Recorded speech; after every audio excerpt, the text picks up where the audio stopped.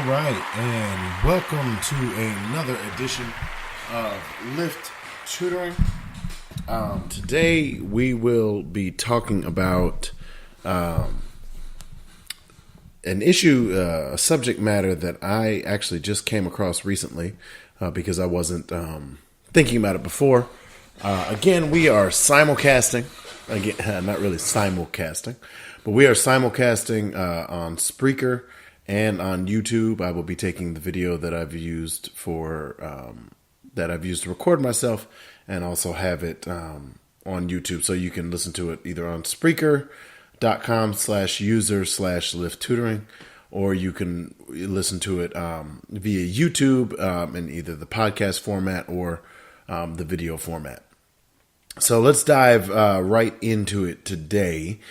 So I've noticed throughout my teaching career that parents usually offer, they want their children to do the best that they can.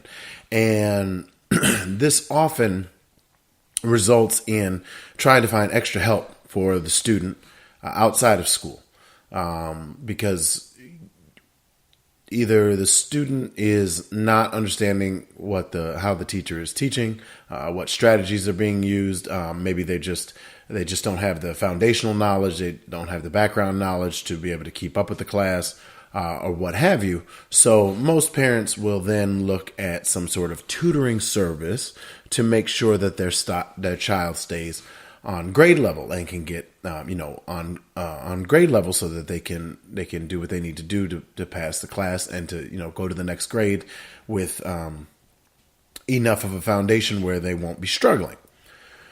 But I've been thinking about that concept. I've been mulling over that concept the past few days. I've had a couple parents that were interested in my services that they started off the conversation like this: my child's doing great at insert subject here. Let's say writing. My child's doing great at writing, but their weakness is in math. Can you help them with math? Okay. Or another scenario, which is, my child's behind in a few things, so they just kind of need to be brought back to the middle of the pack. They need to come back to where they need to be so they can be on grade level. Okay. Recently, I had a parent, since first quarter is about to be over in most school districts, I've had a parent who, in the beginning of the semester, in the beginning of the quarter, thought that their child was okay, they were not okay in both reading and math. When I did a follow-up with them to ask them about possible tutoring times, the parent told me, well, their reading is on grade level, and their only weakness is in math, which implies to me that the child needs help with math. So I started thinking, in other areas of life, we don't necessarily do this. We do to an extent. We want to make sure that the person that needs more help in their job gets more help so they can do their job better. We want to make sure that there's training when people don't know what they don't know. But I was thinking about it, and I was mulling over the actual definition of tutoring. And most parents believe that if you need tutoring, then you are deficient in a certain area, rather than tutoring to elevate what you already have. And just looking at Google, typing in the word tutoring is, let's go into the dictionary, just read it. It is to act as a tutor, to teach or instruct, to have the guardianship of, to instruct, to train, school or discipline, to admonish or reprove, to act as a tutor or private instructor, to study privately with a tutor, a person employed to instruct another in some branch or branches of learning, especially a private instructor, a teacher, academic rank lower than instructor in some American universities. So tutor has to do with the privatization, the one-on-one of helping a child out. But when it comes to the understanding and the image of why a child would need tutoring, it's usually because they're deficient in an area. My whole challenge to you today is to think of tutoring not just as your child needing help because they're deficient in certain areas. My challenge to you would be to think of it like athletes. Okay? And I'll use my dad as an example.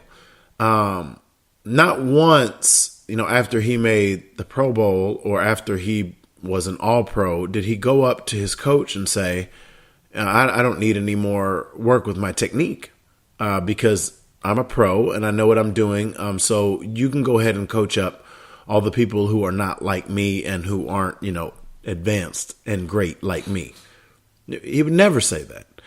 But for some reason, in our society, we've come to think of tutoring and one-on-one and places that offer these after-school programs as programs to help our children get to the middle of the pack because they're deficient in the area. I would argue that that isn't the sole purpose of what a tutoring center can be for. If your child is already showing growth in an area, or they are showing the ability to excel in an area of interest, then they need to go further in that interest. Whether they are 2 months ahead, 3 months ahead, 4 months ahead, possibly even a whole year ahead, it still benefits a child to be able to go further in their own interests. Case in point. And I didn't really even start thinking about this subject until this came up. So recently I had a parent come up to me and they told me, well, I know all the wonderful things that you've done with my child in the past when you taught them in the school setting, and I would like you to tutor them. And I'm thinking, okay, what kinds of things would you like me to do? They said, well, they're already ahead in all of these areas, and I'd like them to go further. And that's when my mind started to kind of turn, it churned a bit to where 90% of the people that have asked me to tutor before is always because 95, maybe 100, is because their children were behind in a certain area. Now I'm being asked to tutor a child to continue to make sure that they're ahead. And that shouldn't be lost on parents. The ability for your children to go further in their area of interest.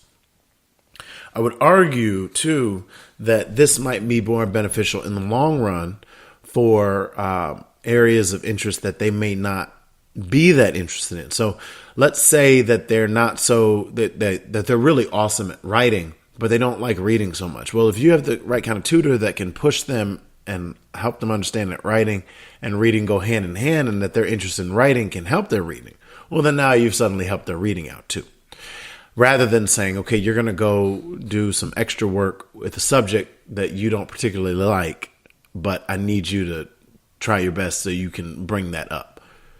Sometimes when you increase your strength, it will pull up whatever it is you're deficient in. It's not always true because it doesn't happen necessarily across something like reading, which is very, it's a little bit more fluid, and you have to use lots of different strategies to be able to read. There's a lot more that goes into it rather than something as concrete as math. But the point is, if you give a student the ability to believe in themselves with something they're already interested in, that can open the door to help out what they're also deficient in. So I just, I just had that idea, and I wanted to talk about it with you guys today, and just remind you that learning, it's a lifelong process that always continues, and it's not just something that's a one-off, such as you're going to do this, you're going to get the grade, and then we're not going to worry about it. You don't want to establish that as a norm for your child. You want to make sure that they are not necessarily just studying for a test or studying to get the grade or studying to be on grade level, but that they're studying and they're learning because they enjoy studying and learning, which will push them further in life and will make sure that they can be the best in the area that they, in the career that they end up taking up in the future. So that's what I mainly wanted to speak on today. And I hope you all continue to chase your joy and continue to develop a love for lifelong learning.